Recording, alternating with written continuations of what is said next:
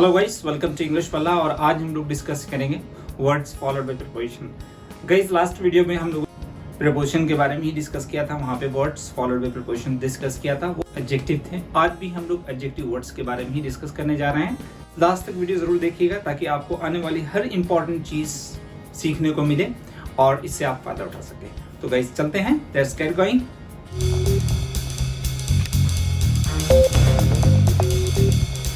पहला वर्ड मैंने लिया है कैपेबल।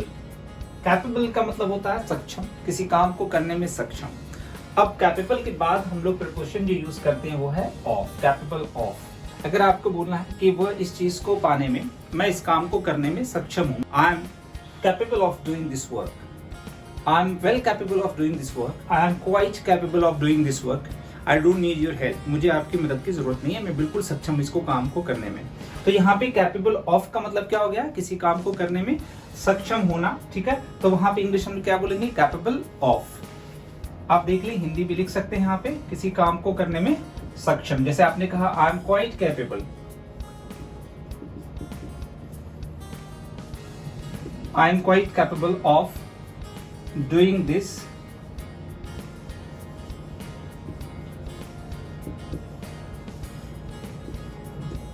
My self. इसका मतलब क्या हुआ कि मैं इसको या इस काम को करने में बिल्कुल सक्षम हूं। यहाँ पे गाइस आपने देखा किसी चीज को करने में सक्षम होना, तो कैपेबल के बाद जब भी प्रीपोजिशन होगा वो का ऑफ। अब आप देखते हैं इंटरेस्टेड। इंटरेस्टेड के बाद हम प्रीपोजिशन क्या यूज करते हैं? इन। जैसे आपने कहा कि वह इंग्लिश में इंटरेस्टेड नहीं है, वह इंग्लिश सीखने में इंटरेस्टेड है, इच्छुक है, तो यहाँ पे आप हिंदी भी लिख लेंगे इच्छुक, किसी काम को करने में। अब जैसे आपने कहा कि he is interested, he is interested, is interested in this job, वह इस जॉब में इंटरेस्टेड है, इच्छुक है। या फिर आपने कहा कि वह इंग्लिश सीखने के लिए इच्छुक है, इंग्लिश सीखने में इच्छुक है, तो आप यहाँ पे इंग्लिश बोलेंगे he is interested in learning English, in learning English। Guys, किसी काम को भी करने में कोई इच्छुक होता है, कोई किसी काम को करने में इंटरेस्ट लेता है, रुचि रखता है, तो उसके लिए हम लोग इंग्लिश वर्ड बोलते हैं इंटरेस्टेड। और जब इंटरेस्टेड बोलेंगे तो उसके साथ इन प्रीपोजिशन फॉलो करेंगे। अगर आप बिल्कुल बेसिक लेवल से सीख रहे हैं तो एक चीज और बता दूं, ये सारे वर्ड्स एडजेक्टिव हैं और जब भी हम यूज करते हैं तो या तो इज एम आर के बाद यूज करेंगे या वॉज वर के बाद यूज करेंगे। अगर किसी मॉडल्स के साथ यूज कर रहे हैं तो आप शुड या कुड कोई मॉडल्स रखते हैं, वहां पे बी लगाना होता है, क्योंकि ये सारे वर्ड एडजेक्टिव हैं और मॉडल्स के बाद हमें वर्ब चाहिए। जैसे आपने कहा कि ऑफकोर्स आपको इच्छुक होना चाहिए, you should be interested in this thing, you should be interested in learning anything. किसी भी चीज को सीखने में आपको इच्छुक होना चाहिए, बिना इच्छुक हुए आप उस काम को नहीं कर सकते हैं। तो यहाँ पे आपने देखा इंटरेस्टेड के बाद मैंने प्रीपोजिशन क्या यूज किया? इन। आगे बढ़ते हैं, इन्वॉल्व्ड। इन्वॉल्व्ड के बाद प्रीपोजिशन क्या यूज करेंगे? इन। इन्वॉल्व्ड, इन का मतलब क्या होगा? कोई किसी चीज में शामिल है, इन्वॉल्व है। जैसे आपने कहा कि वो भी इस क्राइम में इन्वॉल्व है, वो भी इस साजिश में इन्वॉल्व है, तो आप क्या बोलेंगे? He is also involved in this conspiracy. Guys, conspiracy का मतलब क्या होता है? साजिश, वो भी साजिश में शामिल है। अब आप देखिए इन्वॉल्व के बाद मैंने प्रीपोजिशन क्या यूज किया? इन यूज, मतलब ये एडजेक्टिव है। और इन एडजेक्टिव के बाद प्रॉब्लम ये होती है कि कौन सा प्रीपोजिशन फॉलो करना है। अब इसके लिए आपको प्रैक्टिस की जरूरत पड़ेगी, या तो आप सेंटेंस बना के प्रैक्टिस करें या फिर सेंटेंस के साथ आप याद रखें। जैसे आपने कहा involved in, he is involved in this crime, is involved in this conspiracy. जैसे आपने कहा कि यार हर पॉलिटिशियन क्राइम में इन्वॉल्व होते हैं, every politician is involved in the crime. तो यहाँ पे इन्वॉल्व के बाद देखा आपने प्रीपोजिशन क्या फॉलो किया? मैंने इन यूज किया। आगे देखते हैं कीन। कीन के बाद हम लोग यहाँ पे प्रीपोजिशन क्या यूज कर रहे हैं? On. Keen on. Keen on का मतलब किसी चीज को करने में, किसी चीज को काम करने के लिए उत्सुक है कोई, तो उसके लिए हम लोग क्या यूज करेंगे? Keen on.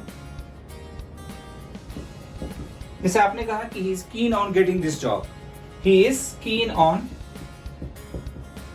he is keen on getting this job। इस जॉब को पाने के लिए वह उत्सुक है, मतलब enthusiastic है, eager है। तो यहाँ पे keen के बाद प्रीपोजिशन हम लोग क्या फॉलो कर रहे हैं? on यूज कर रहे हैं, keen on। आगे देखते हैं नर्वस। नर्वस तब समझते हैं घबराया हुआ, डरा हुआ। नर्वस के बाद आप प्रीपोजिशन क्या फॉलो करेंगे? ऑफ। जैसे आपने कहा कि he is nervous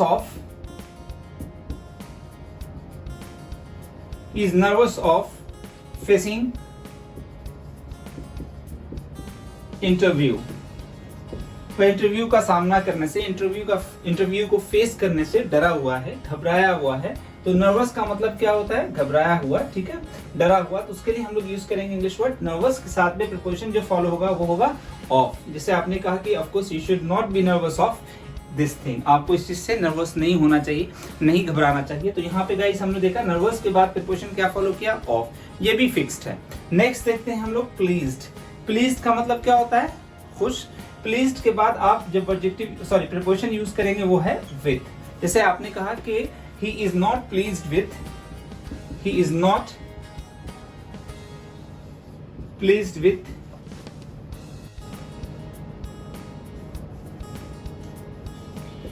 he is not pleased with his servant, वो अपने नौकर से खुश नहीं है, मतलब उसके काम से। प्लीज्ड के बाद प्रीपोजिशन जो फॉलो हो रहा है वो क्या हो रहा है? विद। जैसे आपने कहा कि मेरे फादर मुझसे खुश नहीं है, my father is not pleased with me.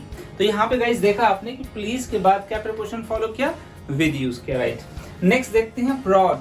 Proud के बाद हमें प्रीपोजिशन क्या लगाना? ऑफ। प्राउड ऑफ समझते हैं, किसी को किसी पे गर्व होता है तो प्राउड ऑफ। जैसे आपने कहा every father is proud of his child, every father is proud of his child, ठीक है, ऑफ हिज चाइल्ड। जैसे आप फादर को अपने सन पे, अपने बच्चे पे गर्व होता है तो every father is proud of his child. अब प्राउड के बाद आपने देखा गाइस कि हमने क्या यूज किया? ऑफ। प्राउड के बाद जब भी प्रीपोजिशन फॉलो होता है वो है ऑफ होता है।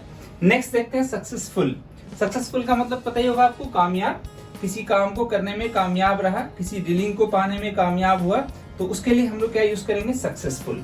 सक्सेसफुल के बाद यहाँ पे प्रीपोजिशन क्या फॉलो करना है? हमें इन यूज करना, ऑफ कोर्स। जैसे आपने कहा कि he was successful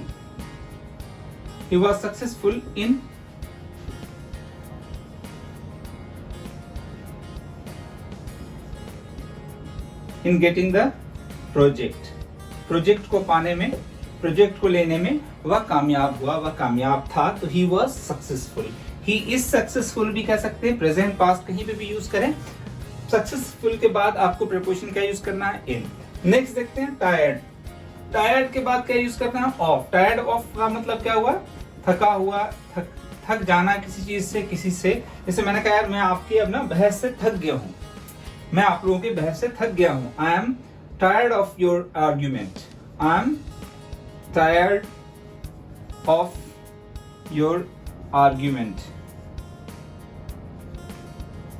मैं आपकी बहस से, आपकी आर्ग्यूमेंट से थक गया हूं, मैं आई एम टायर्ड ऑफ। जैसे आपने कहा ना, अरे वो तुम्हारे बहस से ना थक गया, he is tired of your argument, he is tired of your lies, वो तुम्हारे झूठ से ना थक गया है। तो गाइस यहाँ पे देखिए टायर्ड के बाद हमने क्या यूज करा? ऑफ। जैसे आप सिर्फ कहते हैं कि मैं थका हुआ हूं, आई एम टायर्ड, तो ठीक है, लेकिन उसके बाद आप किसी चीज से, किसी की बात से, किसी से इरिटेट होकर थक गए हैं, तो आपको यहाँ पे प्रीपोजिशन क्या यूज करना है? टायर्ड ऑफ, ठीक है।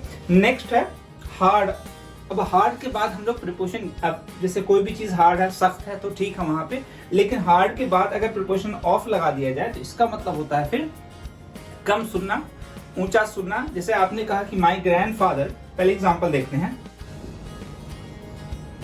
यहाँ पे, my grandfather is hard of hearing. मेरे ग्रैंडफादर जो हैं वो उन्हें कम सुनाई देता है, थोड़ा बहरे हैं, मतलब थोड़ा कम सुनते हैं वो, तो यहाँ पे हार्ड ऑफ यूज करते हैं। जैसे आपने कहा कि he is hard of hearing, he is hard of hearing, उसे कम सुनाई देता है, सो प्लीज स्पीक लाउडली, आप थोड़ा जोर से बोलो।